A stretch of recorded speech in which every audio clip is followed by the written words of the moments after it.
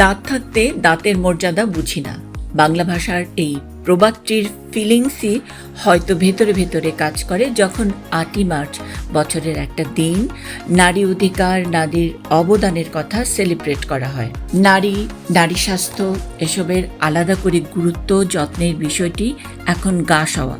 কিন্তু যদি বলি নারীর দাঁতের যত্ন বা ওরাল হেলথ, তাহলে কিন্তু দাঁত শিরশিরানির মতো করে অনেকেই বলবেন দাঁত আবার নারী পুরুষ কি।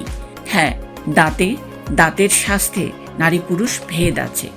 আমরা আমাদের এক্সপ্রেশন ইমোশনটা আমরা বলবো, আমাদের বলতে হবে। সো বলতে গেলে আমাদের দাঁত চলে আসবে, টাং চলে আসবে, মাড়ি চলে আসবে। সো এবং একটা রাইট, মানে ওরাল হেলথ তো আমাদের একটা বেসিক হেলথ রাইটের মধ্যে পড়ছে, একটা অধিকারের মধ্যে পড়ছে।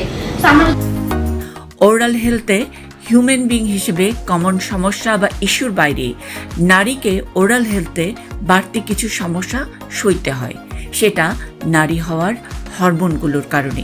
থাকতো না, তাই না? কারণ আমাদের এখানে প্রায় 3টা গ্ল্যান্ড আছে যেখান থেকে হরমোন নিঃসৃত হয়, যেটার কারণে আমাদের এটা ময়েস্ট থাকে। ময়েস্ট মানে হচ্ছে দাঁতে দাঁত চেপে যাতে সেগুলো সহ্য করে বিপদ না ডেকে আনা হয়, সে ব্যাপারে নারী দিবসের বিশেষ অনুষ্ঠান লেট ওপেন হার মাউথ।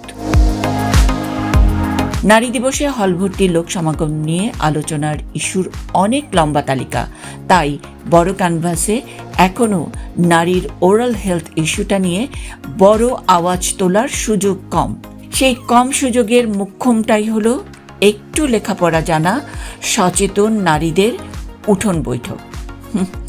এই শহরে এমন কমন উঠোন কই যেখানে কমন ইন্টারেস্ট নিয়ে কথা বলা যায়?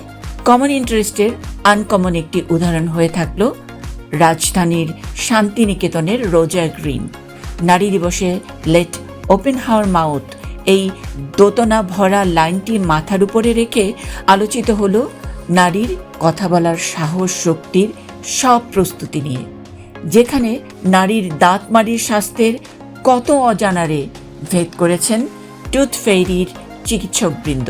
যদি আপনাদের প্রবলেম থাকে সেটা ডক্টর ফাইন্ড আউট করে ডক্টরই সাজেস্ট করবে যে আপনি এই মেডিকেটেড টুথপেস্ট ব্যবহার করেন। আর ঠিক সময়ে ঠিক কথাটি বলতে পারার স্বপ্ন পূরণের প্রস্তুতির শহরে এই উঠোন বা মিটিং রুমের আয়োজনটিতে সহযোগিতায় ছিল সুপার শপ স্বপ্ন।